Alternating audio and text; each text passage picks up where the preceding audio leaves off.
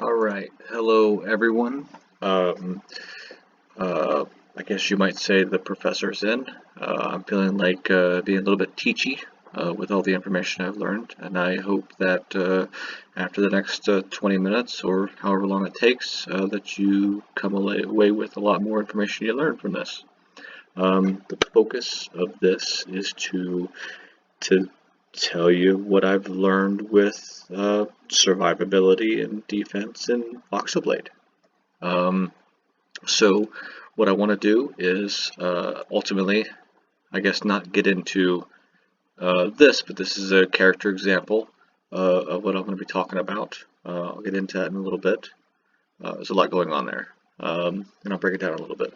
But so in Voxelblade, we're all focused on uh, killing power, selecting our sword and going through this whole process. But there's a lot of other videos to show on the Trello. This here is found on Trello right here. Credits to them for putting all this together. But there's a lot of information out there. There's a video on talking about all this different stuff. Go through and choose what you're interested in. Do different choices, by all means. So what I want to talk about is armor. And, you would want to focus on this. You would want to focus on,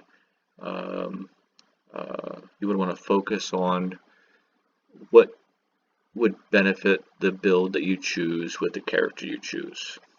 All right.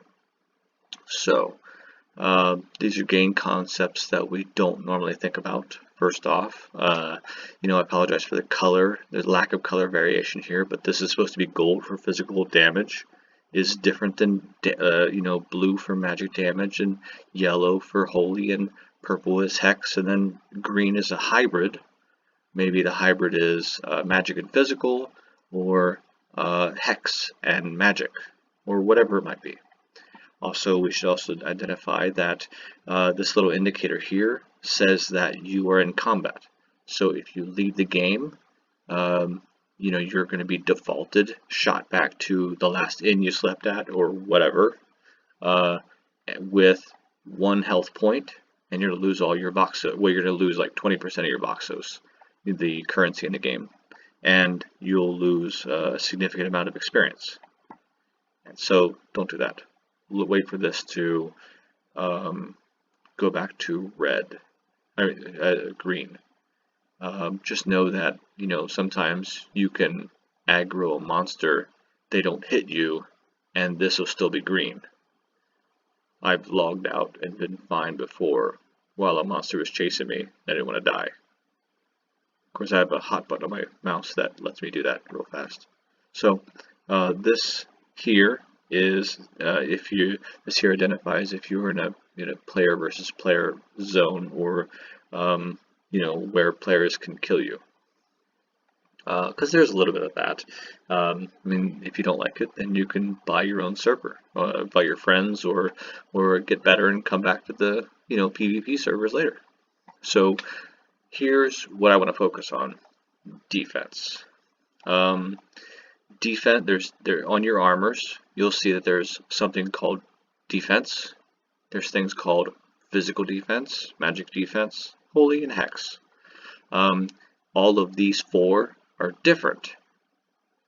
However, defense covers them all. Or at least I believe so in my own testing. So I know that defense covers physical and it covers magic. And when I was building this, I was like, what about holy or hex? So I had a cleric, and I did some testing, and I found that I was hitting the character with no armor, and it was hitting 17 damage. So I put armor on him, and so I put 60% of defense on him, and 6 holy damage was taken away. So in other words, it worked. So for this reason, hex must be affected by defense as well. So what's the takeaway message by this? This tells us that defense is the best defensive skill to have. Therefore, for lower level players, drone set makes a valid argument to be included in any armor combinations. That's tough because doesn't have a lot of kill power in there. Of course, we want to kill things, right? We also don't want to die. So, with these, we also have attributes that are added to armors. Blessed offers holy. Spell slinging offers magic boost. You can read all the rest of them here. Maybe you want to enraged, which gives you a physical boost and minus to physical defense. Just think that for every 10 percentage points, that's 1 point of damage. So, let's see here. Bulky is actually a good one because it just drops your speed by a little bit and gives you, minus 1 point of physical damage. But that's still just physical damage. So having an attribute, say for example, having an attribute like spell slinging, which is 15 magic boost and minus 20% physical defense, added to a drone chest plate. So that's going to be 15 magic with, this 30 defense. So if you're going to be attacking a hitting character, a monster with physical damage, you're going to be down to 10 physical damage with this chest plate. But if you attack anything, such as a drone, casts hex damage, you're going to be up by a total of 50 defense against it, which is a good deal. You're going to be able to survive longer against a drone then. These are some of the minor things that we should be thinking about and not discarding armors such as drone chest plates or whatever with these different physical attributes, because these can really help you, and they can be helpful in a lot of areas. It's just sometimes when we don't think about these, or we try to do certain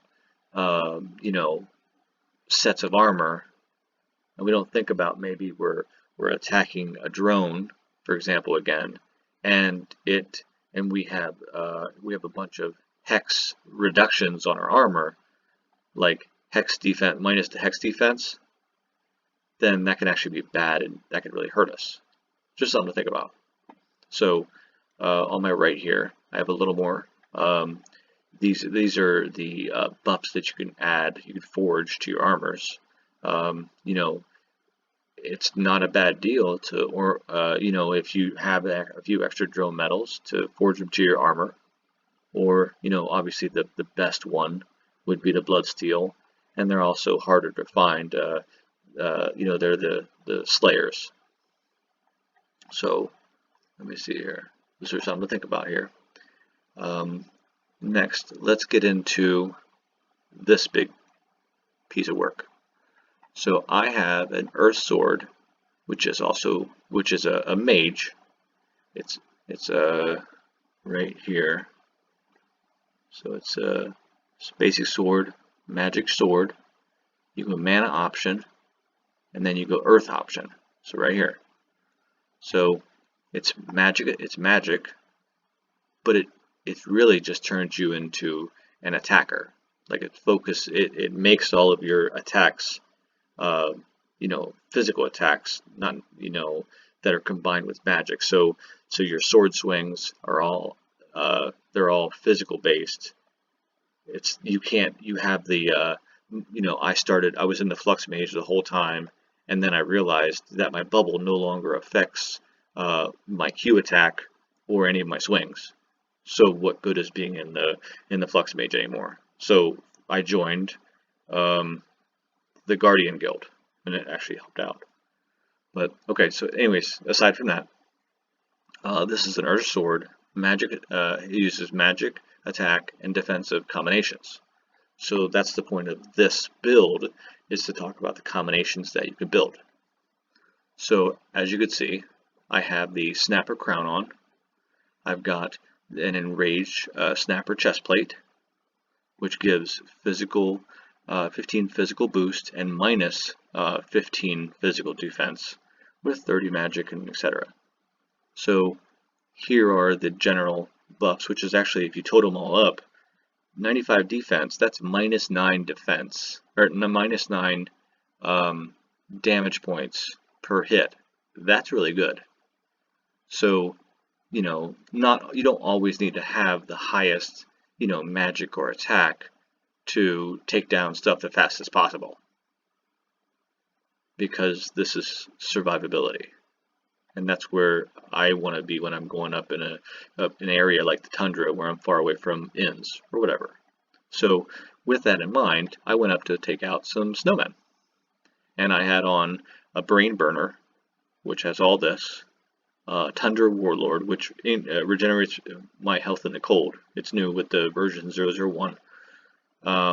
Defense, and it's also enraged, so it's got an extra 15 of physical, with a -20 of physical, and slowing, and whatever. And I added in some crustacean legs, so physical defense, made me slow, and the crustacean might increases. How does it go?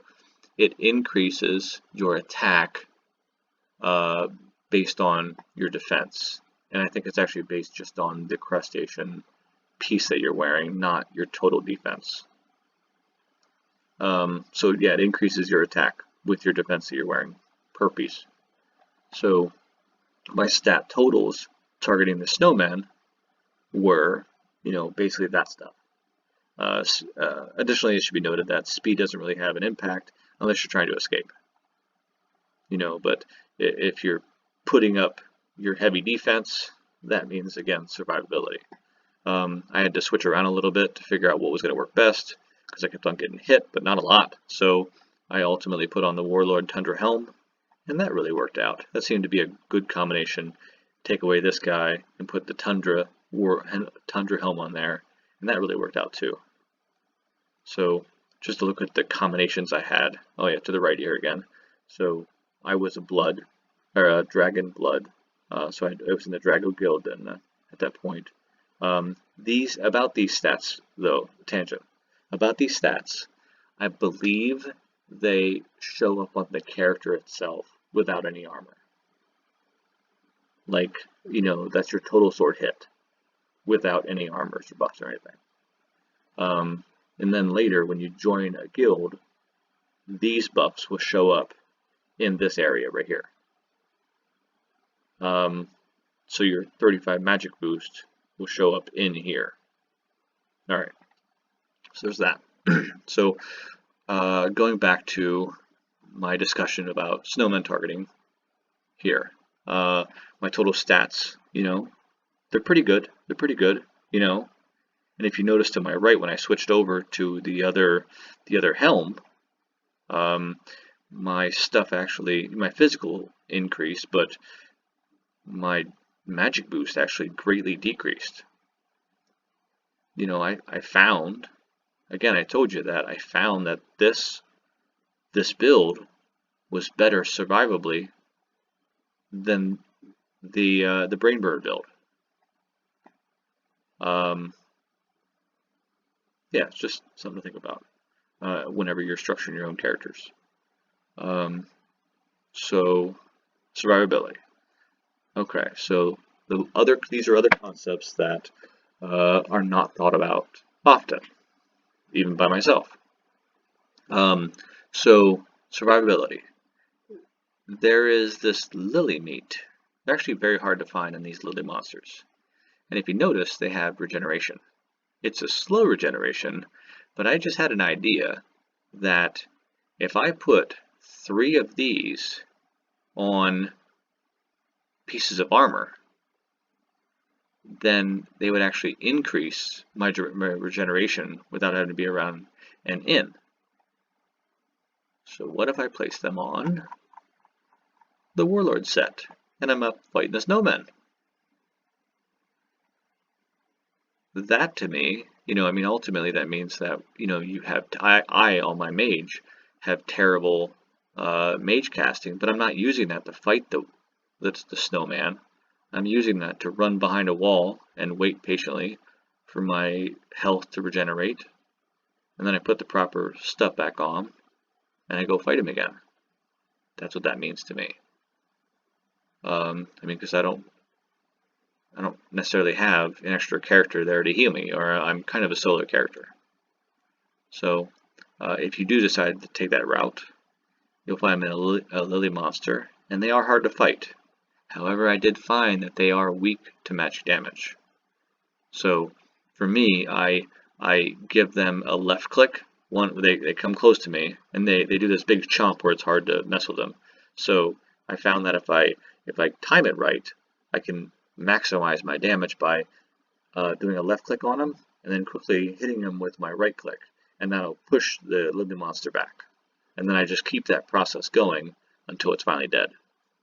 And again, magic damage was the quickest way to kill them, which is kind of helpful. So looting, another concept. You could take a human and you got 15% looting. That's really good. But you're also sacrificing the damage or the resistance to damage or whatever to get more looting. Yes, looting is definitely good. Combined with all these other looting things, this would be even better, but at the cost of damage output, I want a PvP too with good stuff, and I don't want to take forever to do it neither. So what can you do? You got 10% looting game pass. It doesn't cost a lot with 40 Robux. That's about, what, 65 cents right there? 55 cents. You can get a real cheap, you can get a backpack, berserker, helm, chestplate, and leggings, totaling 8 looting. Or, I just noticed, I wasted my time with the berserker backpack berserker set when I could have gone and got the shadow set, which gives totaling 12% looting, which is even better. And what's funny is about these items, you can repurchase them multiple times, spend like 3,000 Voxos or more, and you can get, the superior. I think the top one is 50% increased overall stats. You can get that one, and your see on your shirt, and that means you'll have 9 looting instead of 6. That's going to make your queen farming a lot easier. So, queen bee armor. This is really good. There's no negative sets here. This reminds me of the drone set, but it's got better everything. And it's definitely based on dual wielding, because again, dual wielding, you just simply combined the physical and the magic boost. So the total attack for my, earth mage on this, my earth sword, is 140 based just on this. You're not adding in your race increases plus your guild increases, and maybe you've jumped guilds a couple times and you have some other stuff to add to it as well. These are all really important things to think about. So yeah, I mean, plus there's all the looting stuff that's on here. So I'm all about farming queen bee until I can finally get full queen sets.